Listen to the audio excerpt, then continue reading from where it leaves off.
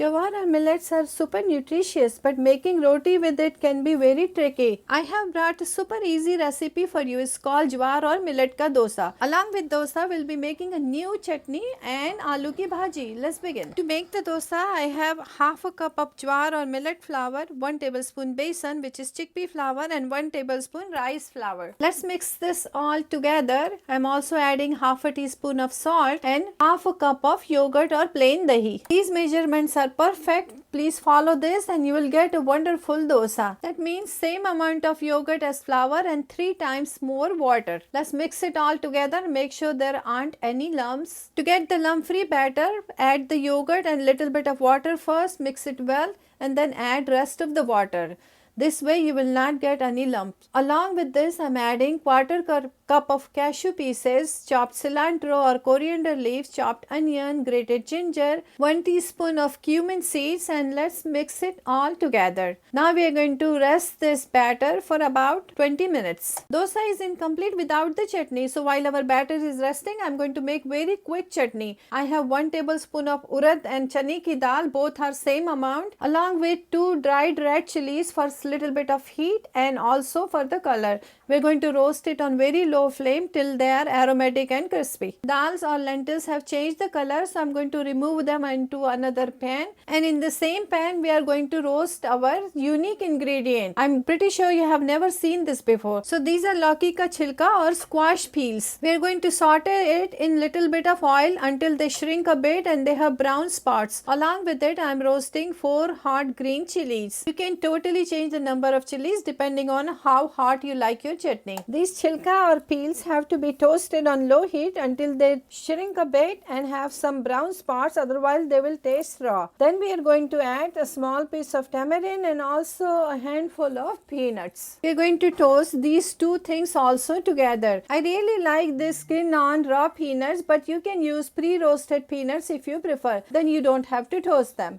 Once the roasting is done, we are going to let it cool down and then we need to blend it. So first we are blending the lentils, which we roasted first because it's hard to blend the lentils. Once they are powder form or little bit coarse grind, we are going to add the chilka or lauki peels and add salt as needed according to your taste, adding little bit of water. But first we pulse it and then we are going to add the water and try to get a smooth paste. Water consistency will depend on your liking. Some people like the chutney little bit more watery. To finish off the chutney, I am doing a quick tadka and pour it over the chutney, which is going to take our chutney to the next level. If you want the full ingredients, let me know. I'll put it in the description. Dosa is incomplete without aloo ki bhaji or potato bhaji. So let's make a quick bhaji. This time also I'm starting with the tadka, but also adding turmeric, which we did not add it to the chutney. When the tadka is ready, add onions also, let them soften. Then we are adding little bit of salt or according to your taste. And then I have pre-boiled potatoes. We also added coriander leaves. They are very finely chopped, and now I'm mashing the potato with my hands. They are very soft boiled. Then we are going to let it all mix very well and then steam it for 5 minutes. That's it. This bhaji is good for any kind of dosa. You will always find it in the restaurants. Now our bhaji is steaming on the back burner. We are going to start the tawa or skillet for the dosa.